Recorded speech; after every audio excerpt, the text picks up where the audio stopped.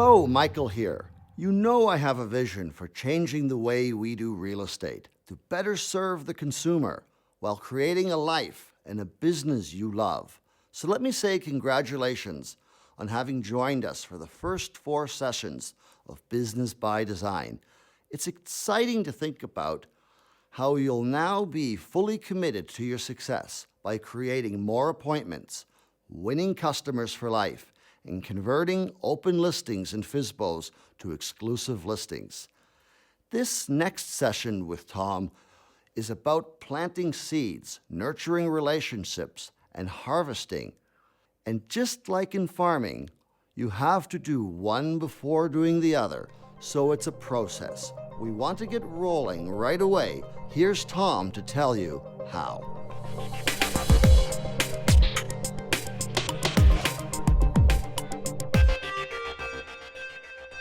Welcome back to Session 5 of Business by Design. Today, we're going to talk about generating listings from a lead source called geographic farming.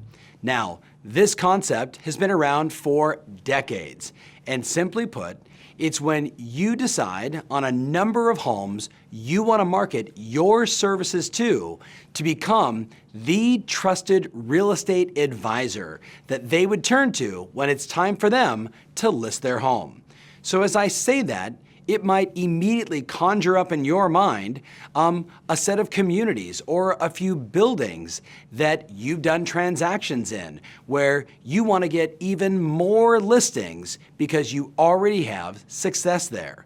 So the basic concept is we're going to select a number of homes where you become the trusted advisor. For you to take advantage of this extraordinary listing attraction campaign, there are 3 keys that everyone must take on. Number 1, it's adopting the right mindset for a geographic farm. Number 2 is the selection of your farm and the building of your database. And then number 3, of course, is the marketing campaigns you choose to use to become that trusted advisor in that community. So let's spend some time talking about the right mindset that it's going to require to become a great geographic farmer. Could you imagine if someone you knew said, "I'd like to have a beautiful garden," and you and I both know exactly what that takes. But what if that person came to you and said, "I planted the seeds and I'm frustrated because the next day I was unable to have those beautiful flowers or the vegetables that they were looking to harvest"? You would probably scratch your head and say, isn't the basic concept you've got to plant seeds, then you've got to take some time and nurture and cultivate before eventually you can harvest? You see, a geographic farm is exactly like a garden. The more good seeds you plant, the more time you take to build relationships, to become the trusted advisor, to nurture and cultivate your connection with the people living in that community, the greater your harvest would be. So think about it. Just like having that beautiful garden, you can't plant a seed and the next day instantly reap the rewards. A geographic farm is just like that. This program desires a long-term, dedicated mindset from you, where you really are going to say to yourself, this is a community that I want to get all the listings from. I want to be the trusted advisor in that community. And to do that, the basic formula of planting seeds. Planting seeds is your direct mail, knocking on doors, doing geographic farms, handing out flyers, being a part of the community. Then the nurturing and cultivation. When you meet someone, adding them into your database, sending them emails, sending them special personal note cards, anything you can do to nurture the relationship. And when someone says, we're thinking about selling, whether it's in 2 months or 5 months or a year, your willingness to go above and beyond to establish a relationship with them so ultimately you can get what you want, which is the harvest, and that is the number of listings you desire. So I cannot stress to you enough, I've watched hundreds of thousands of agents take their business to the next level, become one of the very best they can be all around the world when they adopt a geographic farm, when they take on this critical marketing component to your business. But I've also watched tens of thousands of agents fail because they simply couldn't adopt the plant the seed, nurture, and harvest mindset, that everything worthwhile takes a little bit of time. I'm going to assume that you are accepting the mindset, and now you want to talk about selection. A longtime friend and marketing guru by the name of Jay Abraham once said to me, "You could have a lousy product and market it to a great list and always do well." Think about that. We're talking about selecting your territory, the community, the number of homes that you want to market to. Selecting the right community is so important. In your case, because you've got an amazing product, an amazing service, you, as a great Remax agent, you've got the right product. Now we need to make sure we've got the right list. So if you and I were sitting one-on-one and you said, "Tom, what community should I go after?" I'd ask you two questions. First, I'd say, can you think of where your last sales have come from? Were they in a specific part of town? Were they in a specific building or community that you could then turn to and say, I have a track record of success selling homes in this area? Something that we could build upon because that track record, remember the advice from Google, experience and demonstrable ability to negotiate matters when we're trying to sell our services. So the first question is, can you look back in your career and say, where have I done a large number of transactions?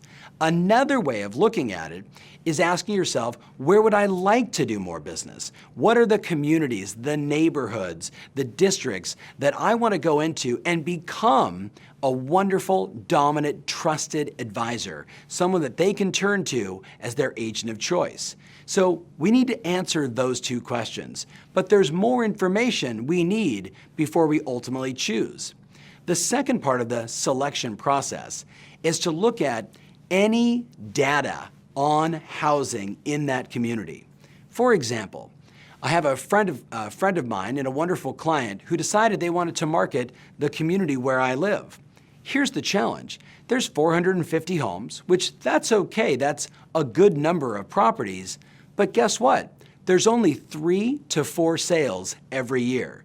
So though the area is beautiful and the homes are fantastic, there simply isn't enough transactions happening in that area for this person to justify planting the seeds, cultivating and nurturing for a very small harvest. As you think about the territory you want to go after, as you think about the number of homes that you want to work to or go after in terms of your marketing, it's important that you can look and find, are there properties selling in that area? If there isn't a large number of homes selling, and it could be 5%, 6%, I've seen numbers as high as 10 and 11% of those homes sell every year.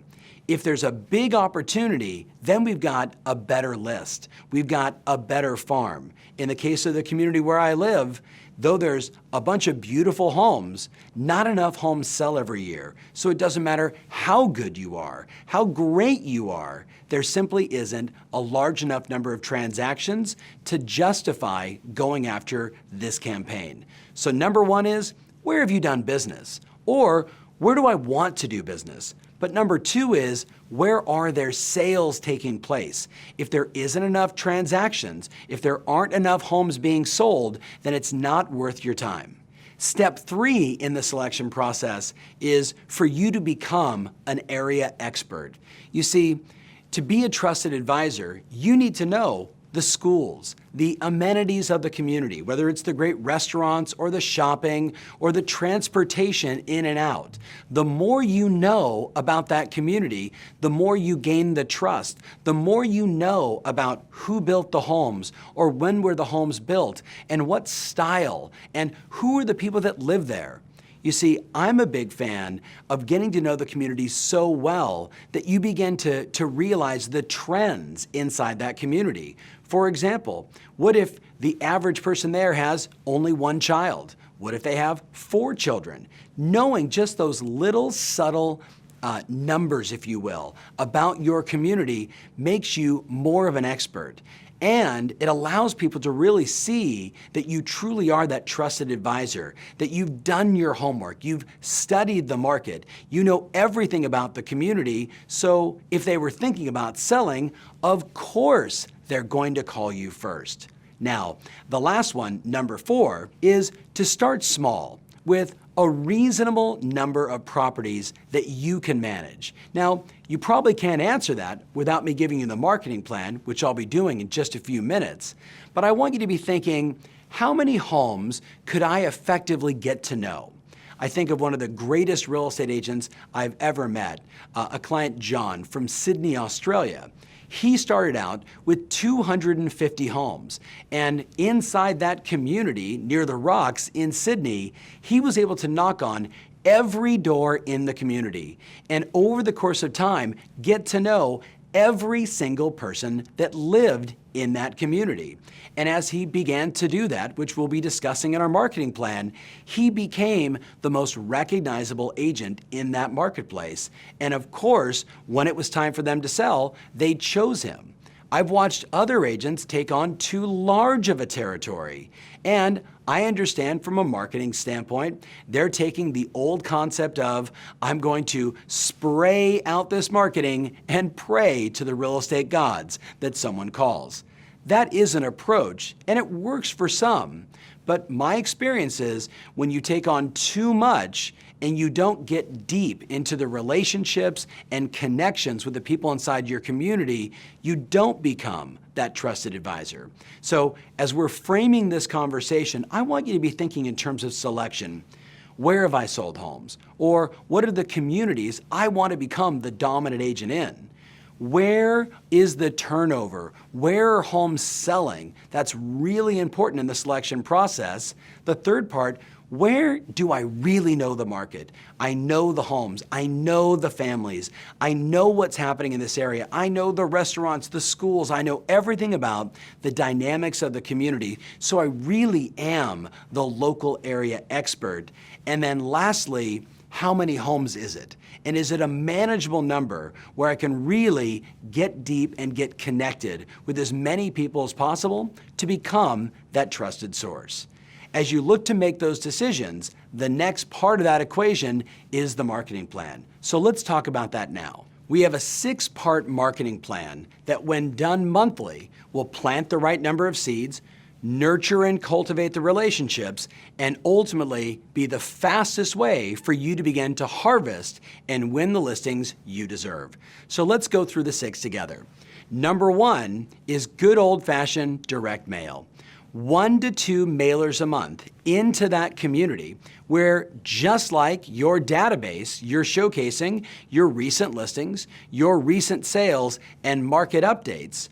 Over time, people will begin to see your face, the Remax balloon, and know that you're the trusted advisor in this community, especially when you're showing them recent listings and recent sales and bringing them market information.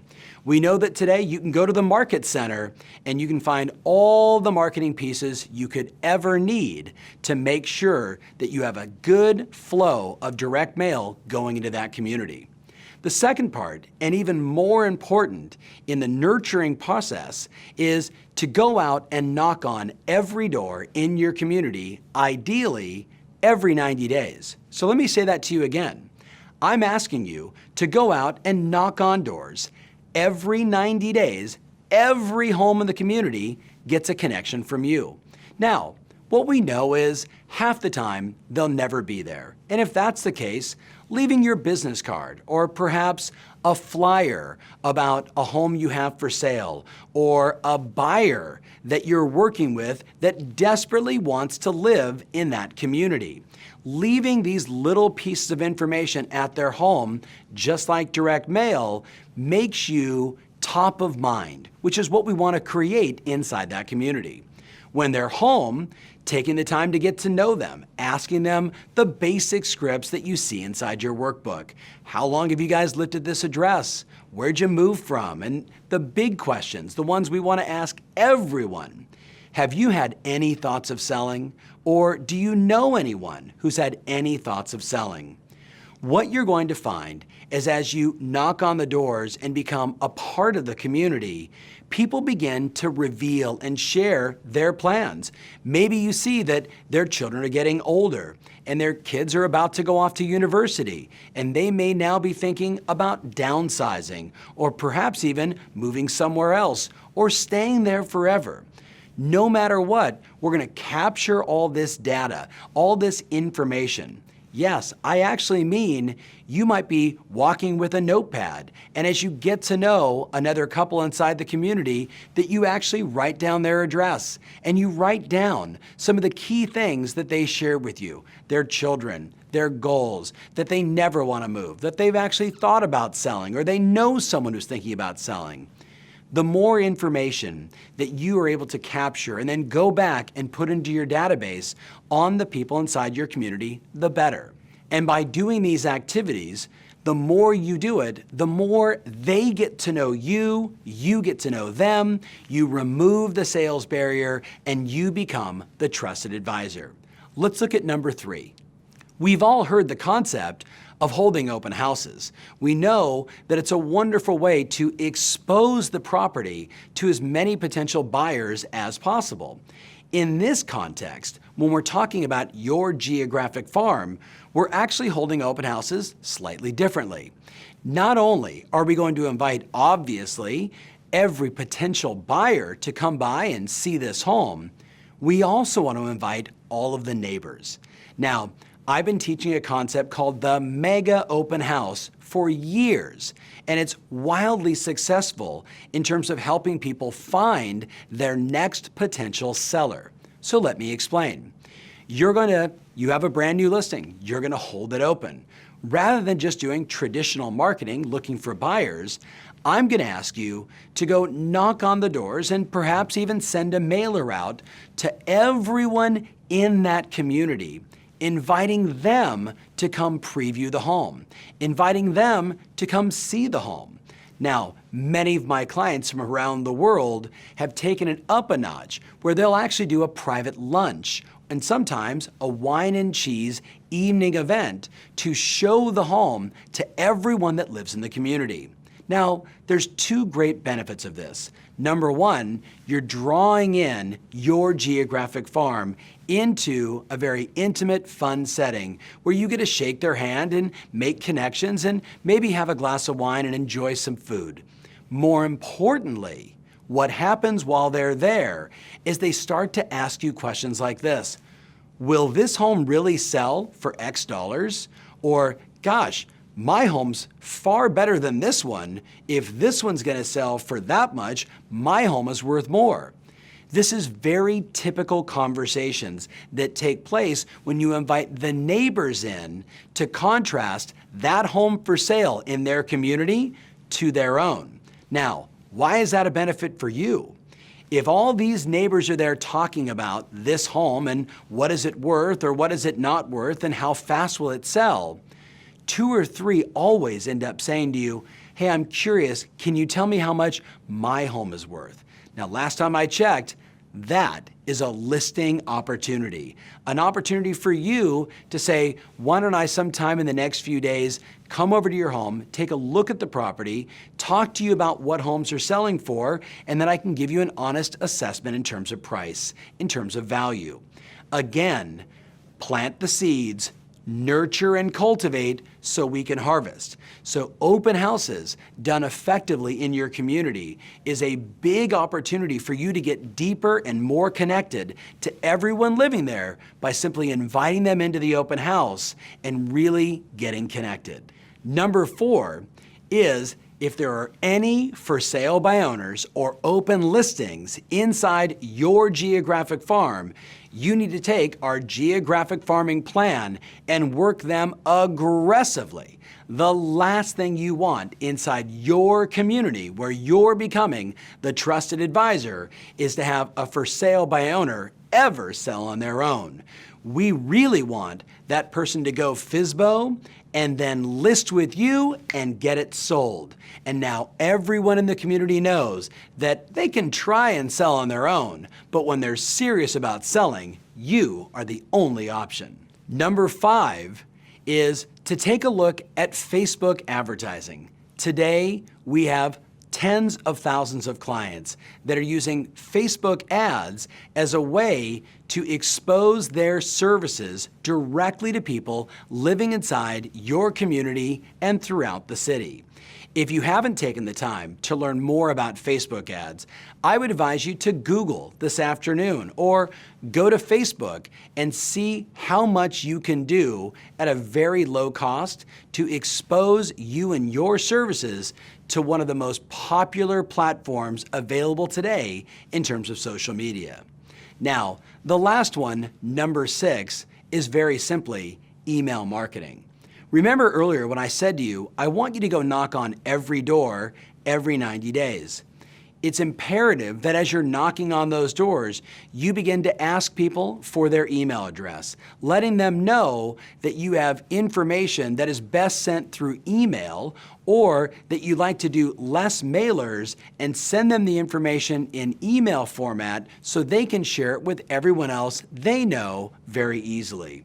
By doing this and creating and cultivating that list of email addresses, we're now able to do a more multi-touch campaign. Some direct mail, some email, doing open houses, knocking on doors, and maybe even throwing in some Facebook ads with the goal that, again, you become top of mind and the obvious choice for them to work with. So that's the essence of the geographic farming marketing strategy. I'm going to strongly recommend you take some time this week to look at where should you be farming and what's going to be the ideal marketing campaign for you. It's important as you select, can you knock on doors in that community? If you can't knock on doors, you're going to take away one of the most important strategies and marketing tactics to cultivate and create those relationships. So as you take the time this week to do your homework, let me remind you, 90% of all small businesses fail. 90%. You and I, we're 5 weeks into this training, and I know I'm putting the pressure on you to do things differently, to do more than you were perhaps doing before you took this training, and we're only halfway through. But remember, at Remax, we are committed to selling homes faster, and we are committed to your success. And what we know is that what got you here simply will not get you where you want to go. So let's wrap up this week's session with a few activities. Before we do, I want to remind you that you made the decision to be committed to do whatever it takes to be successful versus the 90% that fail because they're only interested in doing what it takes. As you think about that commitment, here's some assignments for this week. Number 1, I want you to take the time to look at where you've done transactions in the past and where would you like to become the dominant agent. And make sure that you do some research in terms of discovering what is the turnover, how many homes are selling in that community, so as you select that territory that there are enough homes being sold every year where you can justify using this campaign to build and win more listings. Lastly, I just want to remind you that we're 5 weeks in, and this is about the time when the very best agents, you, begin to rise to the occasion, step up, do more, take even more action, and begin to align their behaviors to their real goals and mission. And a small percentage begin to start complaining, saying, I'm too busy, I've got too much going on, I can't do all this stuff. I want to remind you, 90% of people fail, 10% succeed.